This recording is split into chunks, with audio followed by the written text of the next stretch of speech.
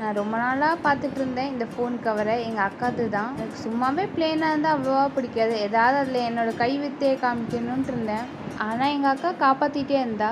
எல்லாத்துக்கும் ஒரு காலம் வந்த மாதிரி எனக்கும் ஒரு காலம் வந்துச்சு. அந்த ஃபோன் கவர் தனியாக மாட்டிக்கிச்சு என்கிட்ட. ஃபோன் கவர் மேலே ஏதாவது ஆர்ட் செஞ்சு அசிங்கமாக வந்து நம்ம அடி வாங்கிறதுக்கு பதிலாக தனியாக ஒரு பேப்பரில் செஞ்சு வச்சிடலான்னு ஒரு முடிவுக்கு வந்துட்டேன். நீங்கள் ரொம்ப பெரிய ஆர்டிஸ்ட்னால் எப்பவும் சொல்கிற மாதிரி நீங்களே வரைஞ்சிக்கோங்க. இல்லை என்ன மாதிரினா பிரிண்ட் எடுத்து கட் பண்ணி எடுத்துக்கோங்க. என்ன மாதிரி நீங்கள் வரைஞ்சாலும் இது அழகாக தான் இருக்கும். நார்மல் ஃப்ளார்ஸ் வரைஞ்சாலே செம்மையாக இருக்கும்.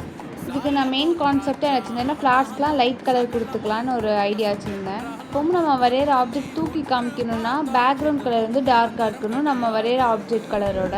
நான் ஆர்டிஸ்டெல்லாம் இல்லை, எனக்கு தெரிஞ்ச கொஞ்சம் ஐடியா வச்சு செஞ்சது தான் இது.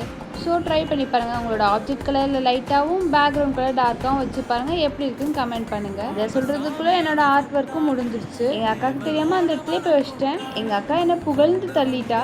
லைக் பண்ணிக்கோங்க.